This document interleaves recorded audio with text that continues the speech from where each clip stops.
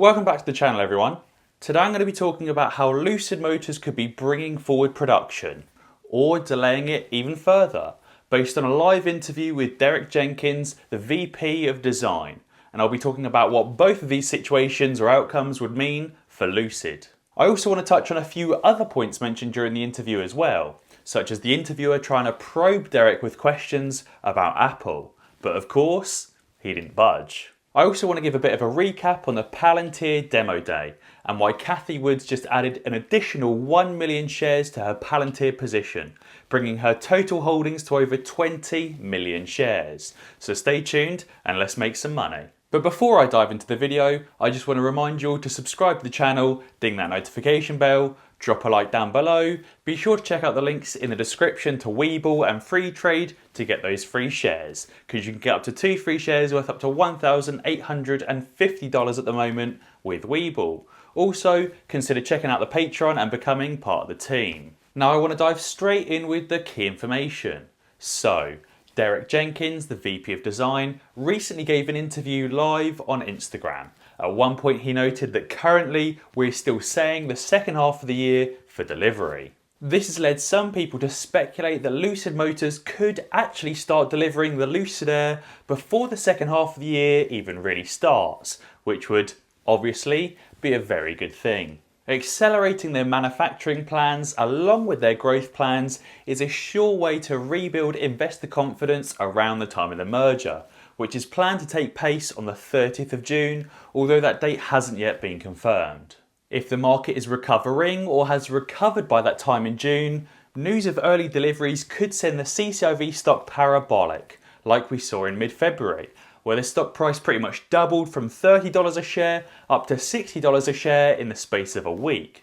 If the CCIV stock has recovered to the $30 region or the $40 region by June, we could potentially see the CCIV stock briefly touch $80 per share. However, I also think it's important to consider the impacts if Lucid delay production later until 2022. Currently we're still saying the second half of the year for delivery, which means that they might not end up delivering until 2022 or right at the very end of the second half of 2021. If Lucid push back deliveries another 6 months, I think this would have a pretty disastrous impact on the stock, crushing investor confidence even further. And then people really would be comparing Lucid Motors to Nikola Motors. However, at the moment, I do think Lucid is very, very different to Nikola. For example, currently Nikola can only roll their truck down a hill. They don't have any proven technology to convert petrol-powered trucks into hydrogen-powered trucks or even electric trucks. Whereas in comparison, the Lucid Air can drive up a hill on its own power, using tried and tested manufacturers like LG Chem for the batteries, Valeo and many, many more. While I don't think that the CCIV stock or the LCID stock will crash to zero if they delay production by another 6 months, I don't think it would help investor confidence. A lot of investors won't even consider investing into CCIV or Lucid Motors until they start shipping vehicles, and therefore the stock probably won't go above $60 until they actually start shipping actual cars. Just a quick reminder to scroll down and make sure that you're subscribed to the channel. If you're not and you've already watched some of my other videos, then subscribe and be sure to ding that notification bell, because that way you'll be alerted when I upload a new video. But what else was said during the interview? Well, interestingly, Derek said that he thinks fully autonomous level 5 technology is still about 5 to 10 years away. And this is really interesting because Waymo actually have already a fully autonomous taxi service operating in Phoenix, Arizona, without safety backup human drivers. Derek was also talking about the in-showroom experience of ordering a Lucid Air, how you can spec and customize your Lucid in the showroom with a VR headset, even climbing into a seating module where you can see every perfect minute detail in your new Lucid Air. This takes the showroom experience to a whole new level and actually gives vehicle manufacturers a viable reason to have showrooms.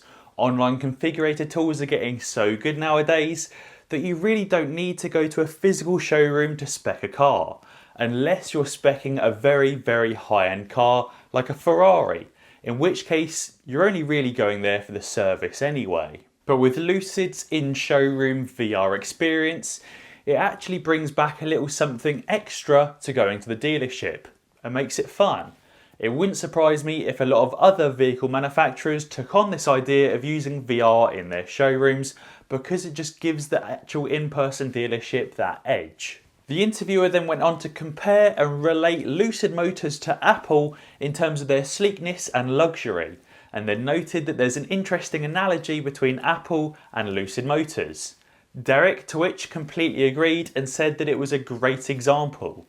They really do love teasing us with that Apple merger, don't they? In terms of the CCIV stock, we had a good day yesterday where CCIV bounced off the lows around $18 and made its way towards $20. It will be interesting to see whether CCIV can continue this upward trajectory or whether the entire growth market will continue trending downwards. But for now, onto Palantir or PLTR.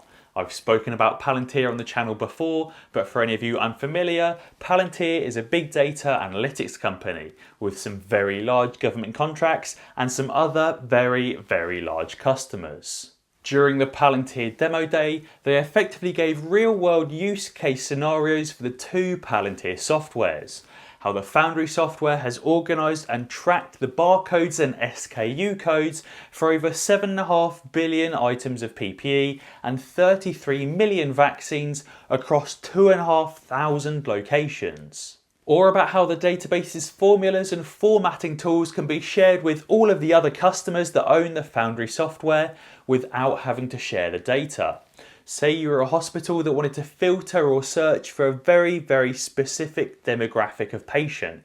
You could just use a formula or a formatting tool that's already been created by another hospital without having to share that sensitive data. That's obviously going to save tons and tons of time because you don't have to spend hours or even days creating a giant database or spreadsheet full of formulas. But you still abide by those data protection standards and data protection laws. They also showed how it can be used to manage the entire supply chain, integrating all of the suppliers and even the customers from the CRM system, ordering goods just in time for production and delivery to the final customer. As a result, Kathy Woods at ARK Invest obviously saw something she liked because she went and bought an additional 1.1 million shares, bringing her total Palantir shareholdings to over 20 million shares, with a market value of over $450 million, which is absolutely huge.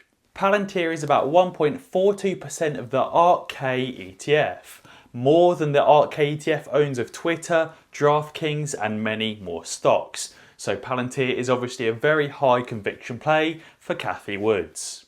Palantir just won another large $89 million contract to help the Nuclear Security Administration analyse and track a number of projects and keep the data secured and locked down.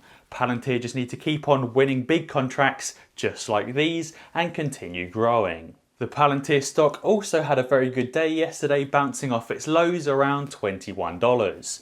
Palantir, CCIV and pretty much the entire growth sector all seem to be following pretty much the exact same pattern. It's obviously way too soon to call just yet whether we're out of the woods and whether we're back in a growth trajectory, but I think we just need to pay attention to the market over the next few weeks to see if we continue trending downwards or if we've now reversed that trend. And as always guys, if you enjoyed this video, then be sure to check out some of my others. Also, be sure to check out the links down below to get your free shares with Webull and Free Trade, and also consider checking out the Patreon. But for now, cheers.